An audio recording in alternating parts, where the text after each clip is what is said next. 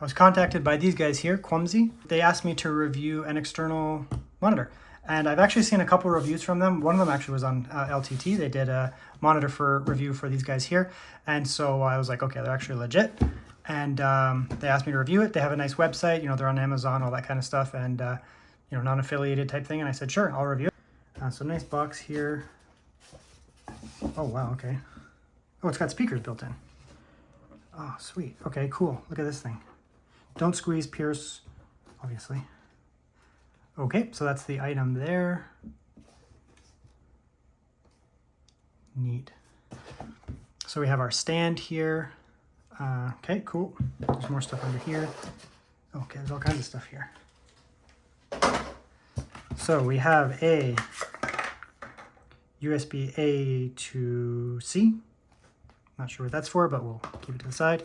We have a full-size HDMI to micro HDMI, or mini HDMI, whatever that's called. So depending on your device, you can plug that in. What else we got here?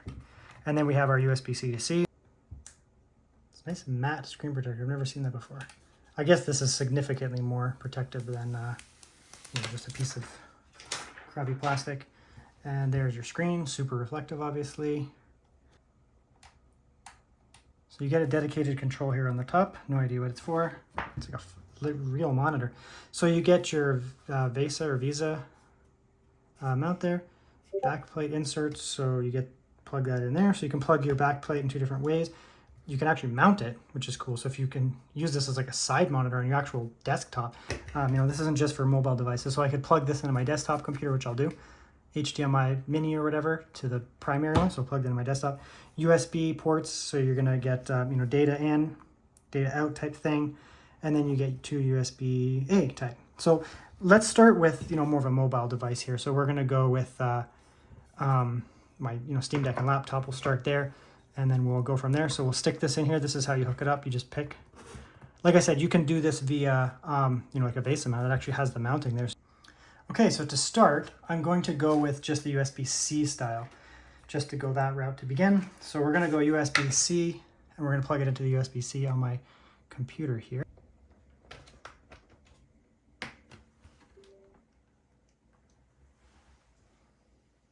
Okay, so it's plugged in and things are happening. Okay, so my laptop immediately recognized it. Let's go extend.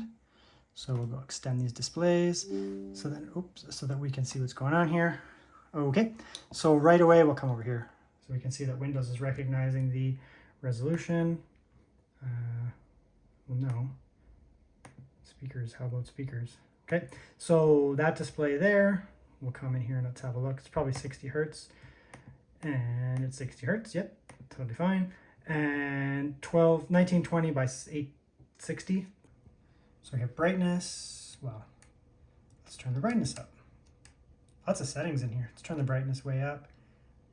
Whoa, yeah, it can get pretty bright. We'll put it back to 50 for now. Contrast, we'll tweak this later. You know, I can get into some of the, you know, tweaking this a little bit here. So contrast, you know, this kind of stuff. We'll just leave it as default now. You know, I can play with the settings later. Eco mode, there's a lot of settings in here. DCR, dynamic contrast ratio. Let's leave that off for now. Hue, we'll leave all this kind of default, other than backlight I turned up, obviously. Do that. But whatever. FreeSync, what? Okay, well, we'll go with FreeSync, I guess. Apparently it has FreeSync. Overdrive will increase responsiveness. Sure, let's turn that on. Auto power down, no. It says a lot of settings in here. I'm impressed that it has FreeSync and overdrive. Okay. Okay, so you can see here, it's actually got really good black uniform. You can see where the screen starts and stops there. Very good black uniformity and no bloom. You can see here there's no bloom around the edge of the screen. A lot of times IPS will have bloom, especially cheap IPS screens. This is not cheap looking. It's also a glossy screen, and we'll see why in a second. But the reason why I like glossy screens is glossy screens pop. If it was a matte screen, whether it's touchscreen or not, you would it wouldn't look good. In my opinion, matte screens don't look good. I use matte screens often if I'm in a high reflective environment, but I mean, typically it's not a big deal for me. This is a Samsung video I use to show off colors sometimes. Let's go in here. So you can see it's the wider aspect ratio, so it gets cut off, which is fine. It looks really good. That's actually a little dark. Here we go. It looks really good here, actually. Quite good. Very impressive for like a portable monitor. Portable monitors typically suck. I'm going to tell you this right now. Portable monitors typically suck. Even some of the better ones, like I have like a Lenovo one. It's good, but it's matte and it's not very bright, and the colors, they're okay. This screen actually looks really good. Like this looks like, you know, non-portable monitor tier. Something that you would plug in, you know, to a desktop and just leave it. That's what we're approaching here. This is a very good looking screen. The colors look incredible. I am not mad at these colors. It's bright. The colors look very vivid. Yeah, I mean, here, let's just play. Look at that.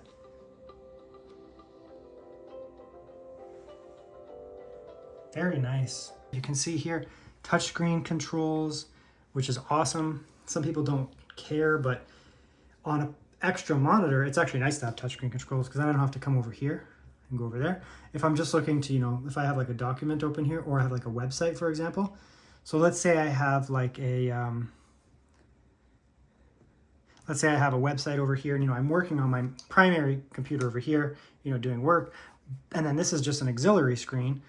You know, it's nice to have a touchscreen because then I can just, you know, scroll and do this kind of stuff. And I don't have to bring my mouse over here.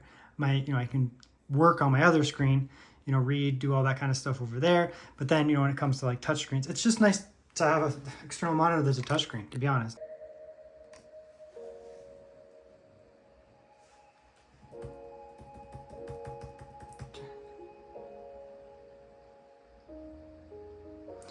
It's pretty good speaker sizes and size in there. I'm not sure how good they're going to be, but let's see.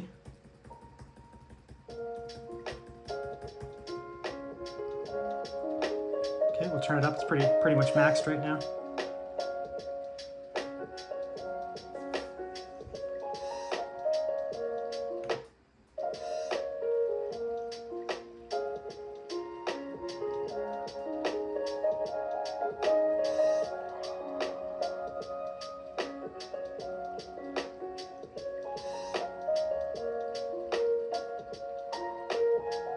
Yeah, it's fine. There's not a lot of bass. I mean, they're monitor speakers, and they're small. There's not really any low-end bass, but it sounds fine, very clear. And go like that. And then we'll test out some more of these little ports here. So, you know, Portugal, it's easy. There's a couple ways you could go. You can go this route here or this route here. I'm going to go with this one here. So my cables face down. And of course, you know, this closes up. So it's easy for transport, you know, so you come in here, I would go, orientation. Not sure if it's portrait or portrait reverse. Yeah, portrait. So there you go. And we'll go like that, pull that down slightly. There we go. So now we're cooking. But I think one of the more compelling ways is, you know, you have like a document or something over here that you're reading off of. So you can have a couple of them here. You could have a long form document. Some document that I'm reading over here. So, you know, I'm reading a document here on the left. I'm working here. I am typing on this one here. And then I have, for example, you know, Excel spreadsheet here. And the nice thing is, because it's an Excel spreadsheet, you know, I can do this kind of stuff here. So I don't even have to bring my mouse over here, right? I can be working over here with my mouse and keyboard, doing my work over here, typing. You know, and this is my primary thing that I'm clicking on over here. And if I just need to quickly scroll on the right here, okay, let's look at my data over here, right? Because it's a touchscreen. This is where the touchscreen becomes compelling, because if it wasn't a touchscreen, you'd have to bring your mouse over every single time. So I have my video right there, and then this is small because I need to have my timeline over here. So it can be kind of annoying that the timeline is kind of, you know, placed over here, for example, and I have to, you know, pull this down. And then if I have a third track, it kind of vanishes if I want to actually get a good look at that, or if I have a lot of things that I'm working with there. And, you know, you can bring your dock, for example, over here, depending on which software you are. Some of them allow it, some of them don't. Bring your whole docked timeline over here and then basically scroll. I guess you could undock your preview pane here. You can do, I don't know, whatever you want. You could undock your preview pane, put that over here. So then, you know, I have my preview over here, which I can then work over here with clips. And I can dramatically expand this here, you know, and have a way bigger timeline, for example, bring things down. Okay, and there we are hooked up over HDMI. So you can see here, we're going over HDMI. Again, HDMI will supply sound if need be. This has micro HDMI in. My computer has, full-size HDMI. Yeah, I totally didn't anticipate that to work. So what I did is I plugged into USB-C to my computer. That's it, no power or anything like that. So it powered, deliveries from my computer, plugged in USB-C. And then I plugged in an NVMe drive to the monitor itself. So it actually is working as a USB hub as well. So again, this laptop here is not the best example because I have dozens of ports. But if you have a MacBook, MacBook doesn't even have a USB-A legacy port, right? So you're kind of doomed if you have if you have a MacBook Air, MacBook Pro, doesn't matter. There are none of these. So the fact that I can plug, look at that, fascinating, absolutely fascinating. And it's working. It's working. So, you can come in here. And yeah, look at that. Very cool. So it's not only a monitor with speakers and touchscreen, it's also a USB hub. Okay, now what I want to do is I want to show off another screen that I have. So this is a Lenovo M14. It's okay. You can see here I turned the lights off. It looks all right, I guess.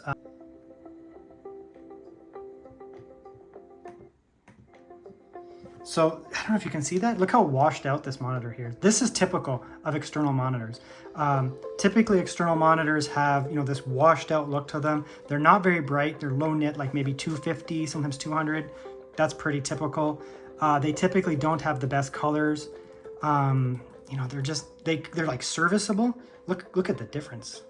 It's not even showing up well on my screen, to be honest. On my camera, it's not even showing up well, but it's kind of a night and day difference there. I never thought about a widescreen ROG Ally being a thing, but that's what I have set up here. So I have my ROG Ally, I have my mouse hooked up. This is a non-Bluetooth mouse, so it's actually the dongle plugged into the back there. And I can use this as a widescreen computer now. The screen is much bigger than the ROG Ally. You can see there, the ROG Ally would be this big here, significantly more room here. You could obviously hook this up to any type of external monitor, but this one is actually nice. And again, it's touchscreen. So I don't need to use that over there. I don't have to have a mouse. I can still use this as an ROG Ally would be used, right? The ROG Ally is touchscreen. Your Steam Deck is touchscreen, whatever. I don't need the mouse and keyboard. I can actually do this traditionally how I was using it before, right? Because, there's speakers built in here, which is awesome. Because my other monitor, I have that Lenovo one, doesn't have speakers built into it. So if I had a setup like this, then my ROG Ally would be off to the side trying to produce sound, or my Steam Deck, whatever, would be producing sound over to the side here. So I'd want to almost have this in front of me so that it's producing sound. I don't need to do that, right? I can have this just over here, set up however I feel like it, right? Get this thing out of the way over here. It's over there, out of sight, out of mind type deal. And yeah, right? Look at this over here. This is super cool to me. I am doing ultra-wide gaming right now. I am hooked up with my wired controller into the back here. So if you have a wired controller instead of a Bluetooth, you can do it. And I'm doing that on my ROG Ally. ROG Ally is, substantially smaller. You can see there. The ROG Ally screen would be non-ultra wide, probably about this big over here. So even if you blew that up, right, you're looking at probably an area around this. Look at all this extra width that I'm getting here. This type game, this is Valheim. If you're playing Forza Horizon 5, if you're playing, I don't know, Modern Warfare or something like that, a shooter, FPS, it's super cool to have a super ultra-wide monitor. It's super cool to have an ultra-wide monitor. That's why people buy ultra-wide monitors for games, because it's more immersive. You have all this room on the side. And, it's pretty compelling. The screen looks beautiful. It's super bright. I'm in a very bright room right now. This is my office with the lights turned right up to max. Bright room. But look at the colors here. The response time is good. Yeah, so there you go. There's the monitor. What do I think of it? It's legitimately a super cool monitor. At first I thought it was going to be really niche. They sent this over, and it took a little while before I opened it up, because I'm like, how do I want to cover this? It's a niche monitor. It's so narrow and long, but it's portable. And I was thinking, like, what am I going to do with this? But it's actually a really, really cool monitor. Right? Really cool monitor. When you're in portrait mode, you set this up beside your laptop, and you can have your Excel spreadsheets, you can have all that up here, and you can do scrolling, reading documents, you can do that kind of thing. Super compelling in my opinion. If you're in horizontal mode, it just works as a normal secondary monitor as well. You can have, I don't know, your timeline if you're doing video editing over here. You have your speakers set up. I'm going to be using with my laptop, you know, quite a bit because it's actually nice, and I prefer this actually over my 16:9 Lenovo external monitor. To be honest, I'm going to be using this. You know, it's touchscreen. You're not going to lose your touchscreen features if you're using like an ROG Ally or a Steam Deck or something like that. You know, you're not losing any of these features here. I don't know, man. It's pretty cool.